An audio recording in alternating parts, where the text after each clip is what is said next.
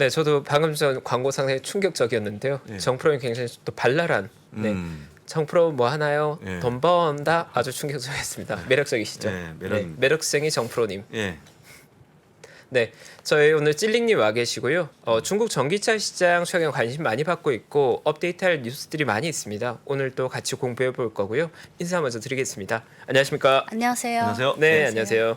최근 중국 전기차역이 반응들이 굉장히 좋더라고요. 2차 전지 쪽과 전기차 쪽이. 그게 시간이 좀 많이 지났는데 저번에 말씀드린 거는 중국 국내 시장이 아니라 중국 전기차 시장의 해외 진출. 네. 그중에서 9월 초에 말씀드렸던 거는 그중에서 유럽 시장 진출. 네. 근데 유럽 시장 외에 미국 시장은 어차피 지금 갈 수도 없고 맞아요. 나머지는 동남아, 아프리카. 네. 그중에서는 동남아 시장이 당연히 중요하겠죠. 네. 그래서 한국 기업뿐만 아니라 일본 기업도 그렇고 중국 전기차 기업들도 중국 국내가 가장 중요하지만 유럽, 동남아, 나중에 몇 년 후가 될지 모르겠지만 언젠가 아프리카에도 가야겠죠. 네, 아프리카. 네. 아프리카에도 전기차가 달린 날이 오는 거군요. 지금 아프리카에 전기차가 한 대도 없는 건 아니에요. 네. 몇 대는 있어요. 네. 근데 아직은 우리 뭐 투자나 그 시장에서 메인 시장으로 언급되는 시장은 아니지만 근데 뭐 몇십 년 언젠가는 또 우리가 이런 방송에서 자주 언급하는 시장이 될 수도. 네. 사실 뭐 동남아시아 같은 경우에 벌써 엄청 큰 시장이잖아요. 네. 네. 지금 저도 그렇고 예전에 뭐 글로벌 리서치를 할 때 동남아 시장이라고 하면 알게 모르게 약간 만만하게 보는 경향이 없지 않아 있어요. 저도 예전에 좀 그랬는데 근데 제가 중국 기업의 동남아 시장 전기차 시장 진출에 관련된 리서치를 예전에 아는 거 외에 좀 자세히 해보니까 동남아 시장도 나라마다 정책도 다르고 나라마다 지리적인 뭐 기후적인 환경 정부에서 내세운 정책도 다르고 1인당 GDP도 너무 다르고 한 나라 다 다르더라고요. 그래서 지금 현 단계에서 동남아 전기차 시장에서 가장 중요한 시장은 첫 번째 태국, 두 번째 인도네시아. 물론 태국은 인구가 7천만 명 정도. 근데 인도네시아는 2억 이상. 네. 근데 이렇게 보면 인구 규모가 너무 차이가 나지만 1인당 GDP로 보면 태국이 7,235달러고 인도네시아가 5천 안 돼요. 이렇게 보면 네, 그리고 정부 정책이나 그런 거 비교하면 동남아 시장으로서의 공통점도 물론 있지만 자세히 보면 너무 차이점도 분명히 있다는 걸 느꼈어요. 그래서 오늘은 두 나라를 자세히 다루기에 시간이 조금 부족할 수 있지만 조금 빨리 하도록 할게요. 네.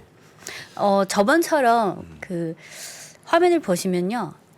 1번이 태국 전기차 시장 진출이고 2번이 인도네시아 전기차 시장 진출인데 사람마다 느낌이 다르겠지만 두 분은 1번과 2번 중에서 어느 게 더 궁금하세요? 물론 전 다 2번입니다. 아니 2번. 저도 2번인 게 일단 네. 특히나 인도네시아 시장은 국내 기업들도 지금 진출해서 경쟁이 좀 네, 치열해진 네. 시장이잖아요. 그리고 인구가 일단 2억 명이 넘는 메이저 네. 시장이니까 맞습니다. 예. 관심이 좀 가져볼 필요 있을 네. 것 혹시 같은데요. 뭐 다른 분도 올려주시면 그러면 저희가 한 참고하겠습니다. 15초 정도 예. 드릴 테니까 예, 시청자분들의 15초만. 의견을 우선으로 할게요. 태국 저희가 뭐- 시장과 인도네시아. 네. 저희가 뭐 중요한 게 아니니까 1번이 태국, 2번이 네. 인도네시아. 물론 네. 중국 기업 입장에서 태국 전기차 시장 진출을 말씀드리지만 그중에 뭐 일본 기업이 언급될 수도 있고 한국도 언급될 수도 있고 두 번째는 뭐 주식 투자 하시는 분들은 상식적으로 다 아시겠지만 인도네시아는 전 세계에서 니켈 매장량 1위고 동남아에서 물론 1인당 GDP는 아직 낮지만 인구는 1위.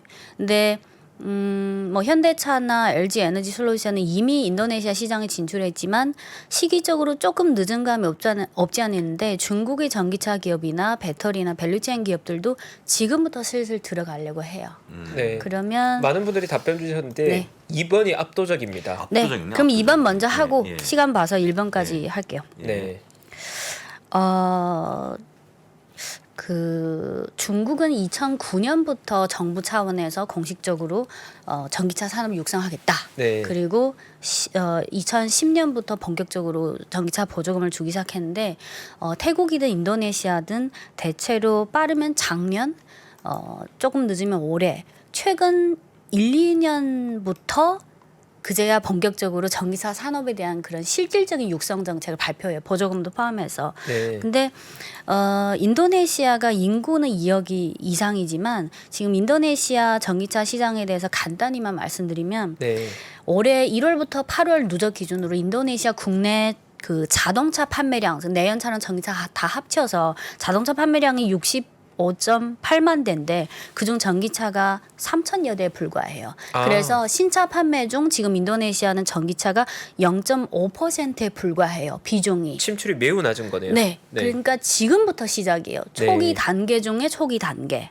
근데 인도네시아 정부가 지금 인도네시아 대통령 임기가 2024년 10월까지인 걸로 기억하고 있어요. 물론 다음 후임자가 누가 될지 모르겠지만 근데 이게 동남아 나라가 그 산업 정책 면에서 중국이랑 또 다른 점은 중국은 어차피 단일 정당제고 지도자가 어떻게 되든 5년, 10년, 20년 어떤 산업을 중점적으로 육성하겠다고 하면 지도자랑 상관없이 그 계속 장기적인 정책이 확보가 되잖아요. 근데 인도네시아는 저는 인도네시아 정치에 대해서는 그냥 상식적인 것만 알지만 2024년 10월 이후에 다른 그 호임 지도자가 되면 지금 지도자처럼 이렇게 전기차 산업에 적극적으로 그대로 유지될지는 모르겠어요. 아직은. 예. 정책의 불확실성이 조금 있는 거네요. 예, 그때 가서 뭐 계속 하겠지만 보조금 예를 들어서 100만 원 주는 거랑 1000만 원 주는 거랑은 다르잖아요. 완전히 다르죠. 약간 정도의 차이는 생길 수 있을 것 같아요. 네. 그리고 지금 인도네시아 대통령 정부가 내세운 정책은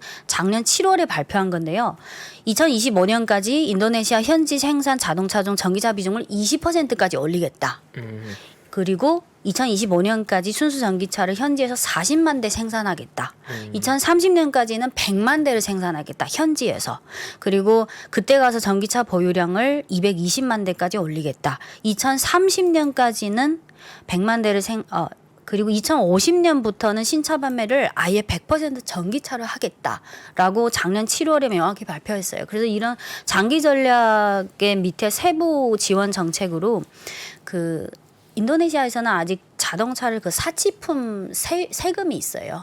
자동차를 사치품으로 포함시켜서 세금이 있는데 전기차는 그 사치품세를 면제해줬고 네. 그리고 부품을 현지 생산도 있지만 지금부터 시작이니까 해외에서 많은 부품을 수입해야 되잖아요. 그 전기차 관련 부품 수입 관세도 면제해줬고 그리고 인도네시아 현지인들이 전기차를 구매할 때 어떤 사람이 현금으로 사지만 또 자동차 대출을 받을 수 있잖아요. 네. 그런 전기차 자동차 대출 이자도 인하해줬고 그리고 전기차 사는 사람들은 매년 원화로 한 180만 원에 정도 해당되는 보조금을 지급해요. 매년.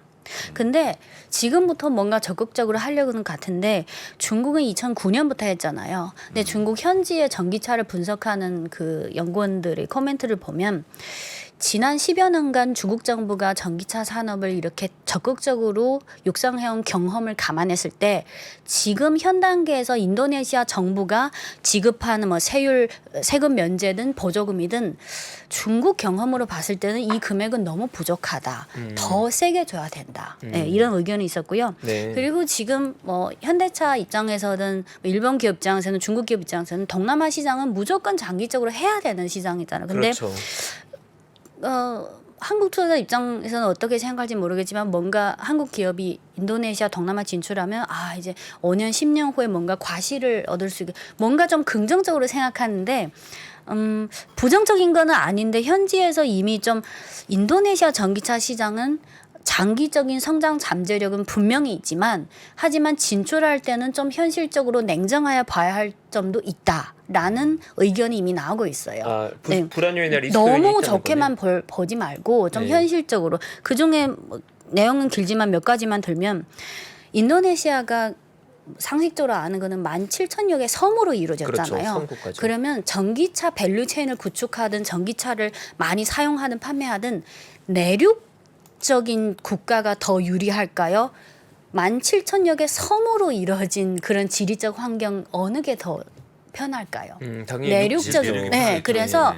물론 전기차는 뭐 아무나 다 살 수 있는 그런 그 가격대가 아니라서 동남아도 대도시, 수도 위주로 이렇게 처음부터 시작하겠지만 길게 보면 이게 지리적 환경이 전기차 밸류체인 구축에 조금 불리한 지리적 환경인 건 분명해요. 네, 그리고 아까 두 번째는 말씀드린 그 대통령이 나중에 교체가 되면 정책이 혹시 뭔가 강도가 낮춰질 거나 그런 가능성.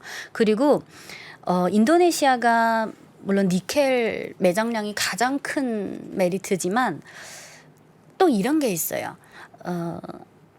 인도네시아 정부나 기업이나 국민들 입장에서는 일본 기업이든 한국 기업이든 중국 기업이든 인도네시아 와서 공장 짓고 뭐 배터리 공장이든 전기차 공장이든 분명히 니켈이라는 그게 큰 여인인 거 알잖아요. 네. 그러면 이 기업들이 그냥 우리나라에 와서 니켈만 잔뜩 다 차지해버리고 결국 우리 인도네시아 현지 경제나 국민들이 그거에 대한 기여도보다는 자국 기업, 자국 그거에만 좋은 점을 다 가져가는 게 아니냐. 그러면 현지 민심이나 정부 관계자의 그런 면도 좀 조심해야 될 것 같아요. 아, 여론이 좀 불리하게 흐를 수 있는. 그런 박탈감이 생길 수도 있을 것 같아요. 네. 네. 그리고 그 외에도 몇 가지가 있지만 또 하나만 말씀드리고 마칠게요.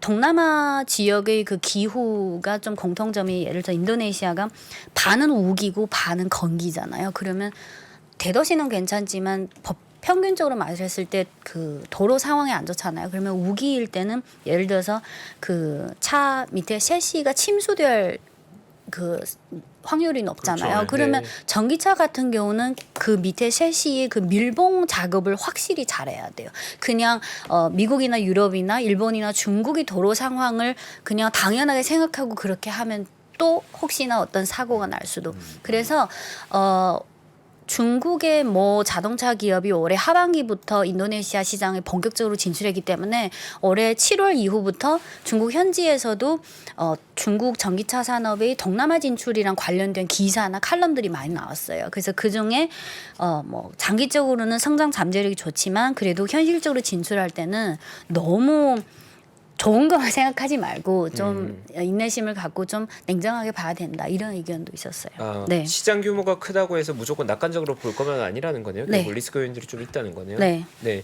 근데 저는 궁금한 게 이제 1인당 GDP가 사실 5,000불이 하면 사실 아직까지는 경제 소득이 높은 국가는 아니잖아요. 네. 그럼 아무래도 전기차를 구매할 때도 가격대 성능비, 가성비 좀 네. 좋은 합리적인 모델들이 인기가 많을 것 같은데 맞아요. 그러면 타국가보다는 중국 기업들이 유리한 점이 좀 있긴 하겠네요. 맞아요. 그 뭐 기사에서 다 나왔지만 현대차는 이미 올해 3월인가부터 그 인도네시아 현지 공장에서 아이오닉 5를 현지 생산하기 시작했고 중국은 현지 생산을 시작했는데 현대차보다 몇 개월 늦어요. 아이오닉은 지금 6천만 원대에서 7천만 원대죠. 네, 맞습니다. 그러면 6천만 원대죠. 뭐 기사에는 초기에 그 아이오닉 5가 인도네시아에서 주문도 꽤 괜찮게 받고 근데 1인당 GDP나 평균적인 경제 발전 상황을 고려하면 부유층 대상이죠. 네. 근데 중국도 중국 현지에서 판매되는 전기차는 원화로 환산했을 때 1,000만 원대부터 1억 원 이상까지 세부적으로 가격대가 있잖아요. 네. 근데 중상 가격대는 제가 느끼기에는 중국 기업들은 그 중간이나 상위 가격대를 취급하는 업체들은 인도네시아 자체를 고려하지 않는 것 같아요. 그러면 아무래도 한 2천만 원 전후의 네, 최소 3천 이하. 네. 가장 현실적인 거는 1,000만 원대 정도. 1,000만 원대? 네, 화면을 보시면요, 그 중국의 우링 자동차라는 그 본토 자동차 기업이 있는데 귀엽네요. 일단. 상하이 GM 우링이 있는데 그 최대 주주는 지분의 50.1%를 차지하는 상해 자동차 그룹이에요. 네. 이게 중국 국내에서 판매되는 우링 자동차의 전기차인데요. 밑에 요거 숫자가 10,000yuan이에요. 네. 그러면 곱하기 200 하면 한국 원화예요. 그러면 요 네 개 그림을 보면 3.28 곱하기 그러면 650만 원. 600만 원대, 요거는 한 800만 원대, 네. 요거는 1,000만 원대까지, 네. 그 요거는 2천만 원 정도. 저건 오픈카네요, 심지어. 네. 그 2천만 요거는 원대. 지금 우링 자동차 전기차가 중국 국내에서 판매된 게 요 시리즈가 현실적으로 동남아 시장에서 많이 팔기에 적합한 가격대라고 생각해요. 네. 근데 이 모든 모델을 다 할 수는 없고 그리고 현지 생산해야지 여러 가지 혜택을 받을 수 있으니까 이 그림은 뭐냐면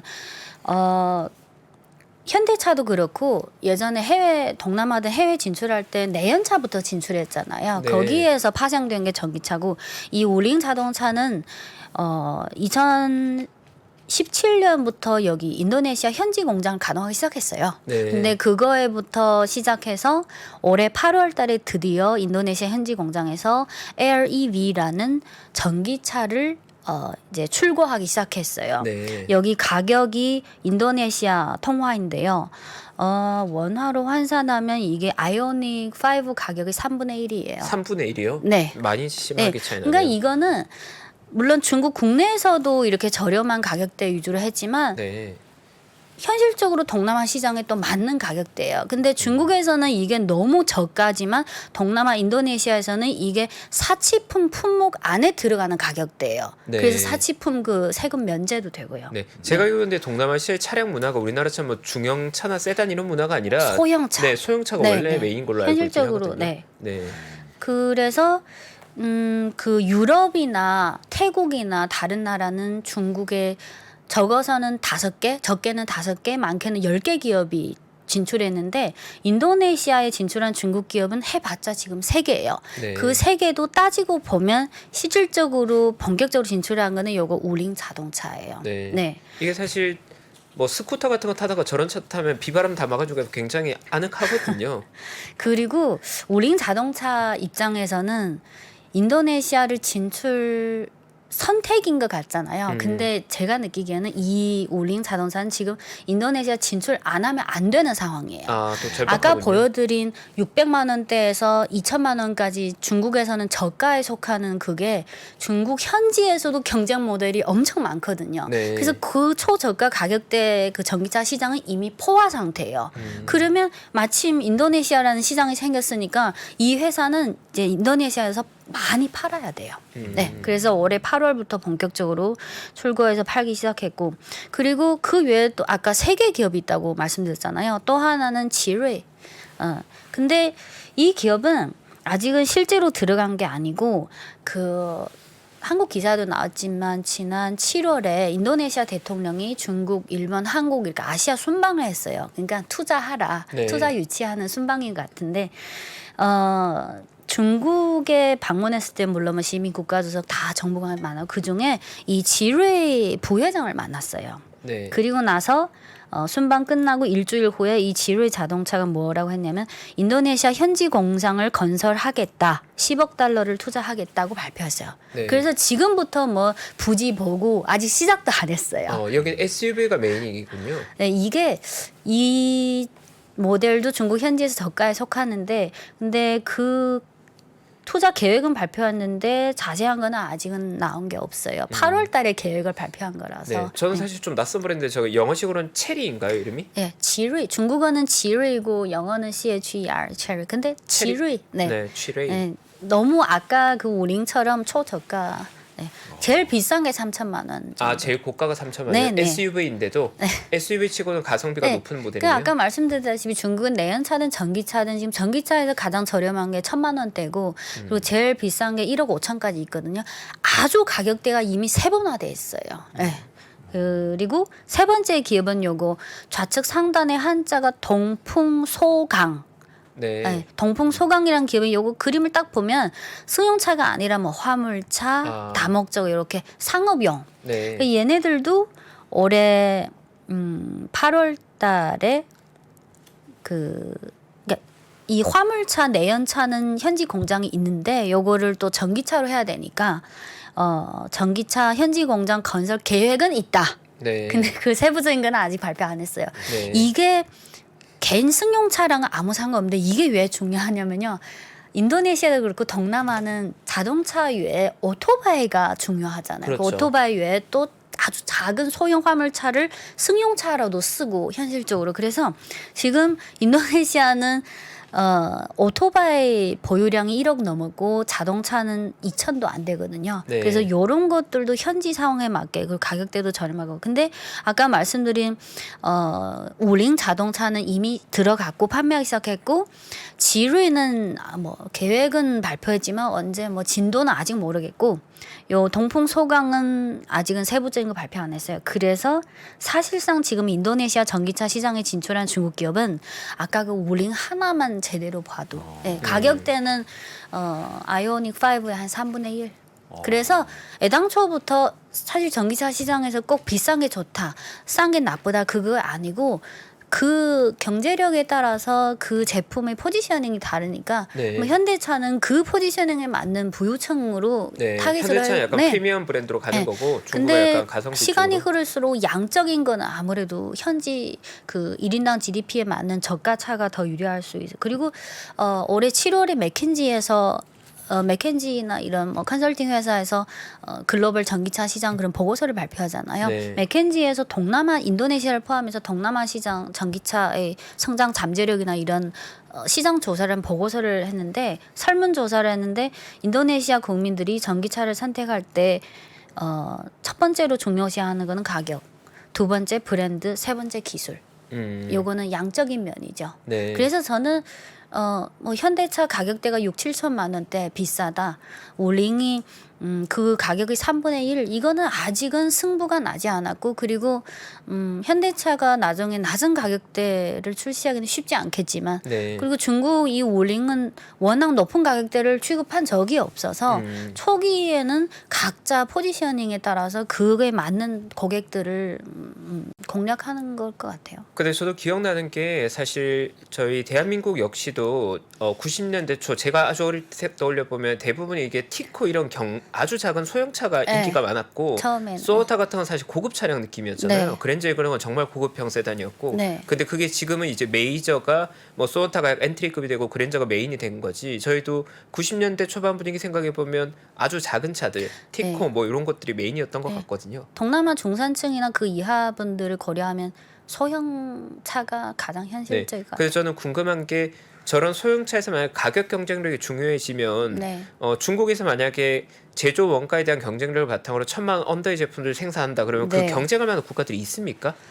지금은 없어요. 지금은 없죠. 워낙 인도네시아가 인구가 많은 큰 시장이긴 하지만 네. 제가 리서치한 결과는 물론 일본 기업도 뭔가 하려고 계획은 발표하는데 실질적인 거는 진전이 없고 네. 실제로 들어가서 공장 짓고 전기차를 생산해서 인도네시아 분들에게 판매하고 있는 기업이 현대차랑 아까 그 우링 다른 네. 기업도 예를 들어서 미국 테슬라는 기사에도 많이 나왔지만 저번에 인도네시아 대통령이 테슬라 그 일론 머스크한테 우리 인도네시아가 원하는 거는 전기차 생산 판매뿐만 아니라 전체적인 전기차 밸류 체인을 구축하고 싶다. 왜냐하면 상식적으로 아는 거는 그동안 몇십 년 동안 동남아 내연차 시장은 거의 8, 90%를 일본 업체들이 완전 독과점 했잖아요. 네. 그래서 제가 리서치하면서 느끼는 거는 물론 정부 차원에서는 그렇게 대놓고 말하지 않지만 인도네시아든 태국이든 정부 그 관계자들이 그런 문구를 자세히 그동안 내연차는 90%를 이미 일본이 다 독차지해 버렸다. 네. 이번에 전기차를 계기로 해서 뭐 10년 몇십 년이 걸리더라도 인도네시아 자국의 그런 밸류 체인을 좀 구축해 가고 싶다. 옛날처럼 그냥 일본 기업이 다 그냥 가져가는 그런 게 아니라. 근데 태국은 자원이 별로 없죠. 근데 인도네시아는 그게 그래서 인도네시아 정부도 알 거예요. 이 한국 기업, 중국 기업, 일본 기업 분명히 이 니켈을 보고 들어온 거다. 근데 인도네시아 자체적인 산업 밸류 체인이 너무 취약하다 보니까 초기에 뭐 5년이든 10년이든 한국 기업, 중국 기업을 유치해서 같이 그 전기차 산업을 구축할 수밖에 없을 것 같아요. 네. 그리고 제가 알기로는 인도네시아의 상황은 잘 모르지만 그 주변 국가의 말레이시아나 싱가포르 같은 넓은 광역의 범위를 보면 화교의 영향력이 굉장히 네. 또 강한 국가들로 네. 알고 있거든요. 네. 경제권 같은 경우 화교 쪽의 지배력이 상당히 네. 강한 걸로 알고 있는데 네. 그런 보다 사실 중국의 진출 입장에서 좀 편한 부분도 있겠는데요. 근데 거기까지는 인도네시아 현지의 그 광물 관련 기업 중에 대조조 중에 화교도 있고 중국계도 있는데 네. 이번에 리서치한 거는 전기차랑 배터리 그까지라서 인도네시아 현지의 자원 광물 관련 기업들의 그 화교가 차지하는 비중이 얼마까지는 정확히 파악하지 않았어요. 네. 근데 아까는 계속 한국 기업이랑 중국 기업을 강조했는데 테슬라는 저번에 인도네시아 대통령이 일론 머스크한테 테슬라 인도네시아로 오세요. 같이 뭐 하다. 근데 기사에도 한국 기사도 나왔지만 아직은 논의 중. 네, 이게 거기 가서 하려면 전기차 공장, 배터리 공장 이게 거의 산업 단지 규모로 해야 되기 때문에 테슬라도 검토를 많이 해야 돼. 그리고 테슬라가 제가 알기로는 인도 시장에서 너무 고전을 해가지고 동남아 물론 인도는 동남아는 아니고 따로 너무 큰 그 동남아 시장 진출할 때도 예전에 비해서 너무 좀 더 신중하게 고려하는 것 같아요. 그리고 네. 미국은 테슬라 외에 포드는 직접 공장 건설인 그런 거 아니고 간접적으로 들어갔어요. 중국의 그 화우 코발트라는 아주 큰 그 광물 기업이 인도네시아 현지 기업이랑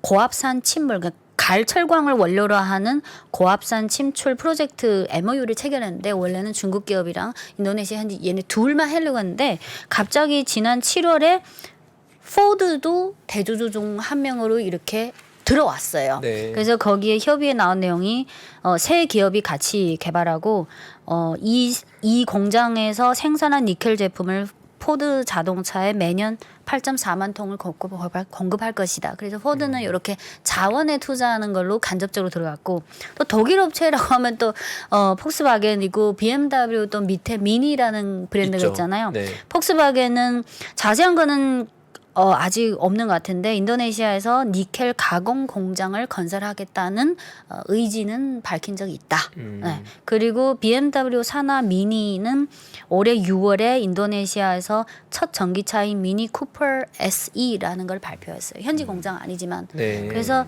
지금은 선점에 있어서는 한국 기업이랑 중국 기업이 다른 가격대로 선점 하려고 하는 것 같은데 이제 시간이 지나면 점점 더 많은 기업이 들어가고 지금 아직 너무 초기 단계인 것 같아요. 네. 네. 오늘 또 제가 경험하지 못한 또 동남아시아의 전기차 시장을 또 리뷰 한번 시간이 해봤네요. 돼서 그거고요. 네. 화면을 하나만 보고 네네. 갈게요. 화면을 보시죠. 보시면 아까까지는 주로 자동차 기업 위주로 진출한 내용을 말씀드렸는데 이게 제가 시간 관계로 번역을 안 했는데 좌우는 똑같은 표예요.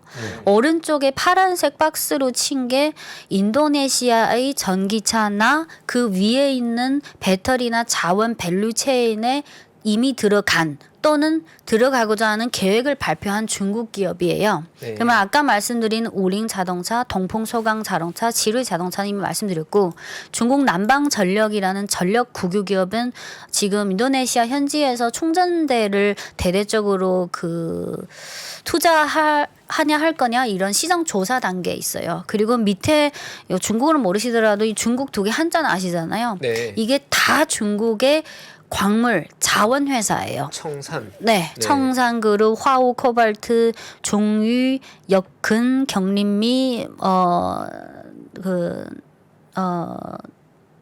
낙양 몰리브덴 네. 그리고 국근 하이테크는 아직 발표 안 했고 네. 이런 여기에 보면 요거 까오빙리에라고 요거는 니켈 매트 즉 니켈 재련 중간 생산물을 만드는 현지 공장을 건설하겠다는 계획을 발표했고 요거 오른쪽에는 그 생산 규모 네. 그 MHP는 니켈 코발트 수산 혼합물 그래서 한국 기업은 아마 현대차와 같은 자동차 기업 그리고 LG 엔솔과 같은 배터리 기업 요 두 개 위주로 들어가겠지만 중국은 저가 자동차 회사 그리고 국유 전력만 회사가 충전대를 투자할까 시장 조사 단계 그리고 청산그룹이나 화우코발트 이런 중국에서 그리고 해외에서 이미 니켈이나 히토류나 광물자원 관련 사업을 대대적으로 하는 기업들이 너도 나도 다 인도네시아 인도네시아에서 뭔가 하려고 해요. 그리고 여기에 나온 거는 이미 들어가서 한 게 아니고 대부분은 올해 상반기부터 지금까지 이렇게 투자하겠다라는 계획을 발표하거나 이 중에 실제로 한 거는 한두 개밖에 없어요. 그래서 네. 인도네시아가 아직은 1인당 GDP도 너무 낮고 너무 전기차에서는 너무 초기 단계지만 그래도 전 세계에서 니켈 매장량이 가장 많이 갖고 있다 보니까 중국 기업들은 밸류체인 전체적으로 들어가려는 기세인 것 같아요. 물론 이거는 다 계획이고 실제로 진전이 어떻게 될지는 봐야죠. 네. 인도네시아가 니켈의 매장량이 많은 국가다 보니까 전 세계 4분의 1이잖아요. 네. 전 세계 자동차 밸류체인들이 관심이 상당히 많은 마켓이네요. 네. 근데 시기적으로 한국 기업이 선점한 건 맞아요. 네. 근데 그게 뭐 선점한 시간 격차가 몇 개월에 불과하지만 그래도 그 현대랑 LG 엔솔이 현지에서 만들고 있는 배터리 공장이 2024년부터 가동한다고 하는데 근데 중국의 CATL도 올해 4월 달에 공시를 냈어요. 인도네시아 현지에서 큰 배터리 산업 단지를 하겠다. 근데 그게 공시를 보면 건설 그 프로젝트 기간이 2022년부터 26년까지예요. 그러면 CATL이 대규모적으로 투자하지만 한국 기업이 2024년부터 하면 시기적으로는 좀 빠른 빠르네요. 편이에요. 네. 선발 주자긴 하네요. 네. 네. 그 CATL 4월 달에 공시 발표하고 그 후에 업데이트된 거는 아직 아무런 공시가 없어요. 네. 알겠습니다. 저는 잘 몰라서 그러는데 혹시 그쪽 지역에 뭐 보조금 같은 것도 막 이렇게 아까 1,000만 원짜리 차면 네. 엄청 싼 건데 거기다 조금 더 보조 받으면 살 수 있을까 저는요. 살 것 같아. 네. 싸지니까, 그래서 예. 이게 한국 기업이랑 중국 기업 그 인도네시아에서 판매되는 전기차 가격대가 워낙 차이가 나니까 네, 그러니까요.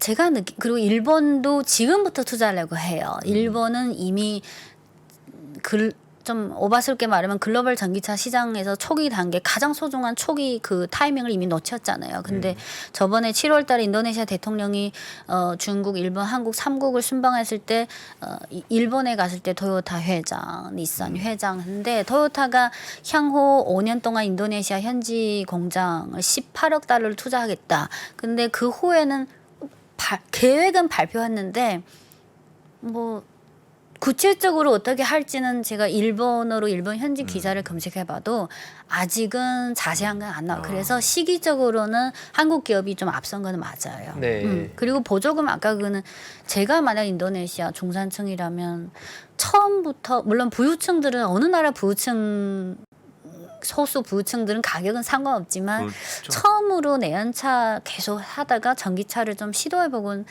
시도해보고자 하는 중산층이나 조금 이상 사람들은 좀 가볍게 1,000만 원, 2,000만 원 좀 한번 해보고 나중에 그래서 아마 한국 투자자 입장에서도 뭐 현대, 기아나 LG 엔솔 그 기사도 많이 봐야 되겠지만 제가 느낀 거는 한국 투자자 입장에서는 대부분은 언어적인 장벽이 있다 보니까 물론 중국어 잘하는 사람도 많지만 한국어로 된 기사를 거의 절대적으로 접하다 보니까 그러면 그 기사는 대체로 한국 기업을 메인으로 해서 그 기사를 구성하잖아요. 네. 근데 지금은 좀 선점 효과를 본 것 같지만 시간이 흐르면 흐를수록 중국은 이미 지금 그 경쟁이 백열화되는 상황이고 방심하지 말고 좀 더 글로벌적인 중립적인 시각에서 그 시장을 봐야 될 것 같아요. 네.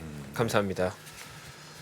중국 전기차 얘기하면 시간이 금방 가는 것 같아요. 다음에 제가 또 너무 네. 태국 시장은 또 태국 시장만의 특징이 있어요. 네. 그리고 베트남 시장은 외국 기업 베트남에는 베트남 자국 전기차 기업이 있고 베트남뿐만 아니라 해외도 진출하고 네. 그리고 일본 시장은 또 잘 아시다시피 한국 자동차 시장보다 더 배타적인 그렇죠. 시장이고 그래서 시장마다 진짜 너무 다양하고 재밌는 것 같아요. 네. 즐겁게 전해주셔서 네. 감사합니다. 네. 시간이 저희가 벌써 이렇게 된지 몰랐네요. 네, 그렇습니다. 저는 그 찔링님하고 중국 전기차 동남아 시장 리뷰 한번 해봤고요. 네. 너무 재밌게 들었습니다. 감사합니다. 감사합니다. 고맙습니다. 네. 저희 시간이 많이 지났습니다.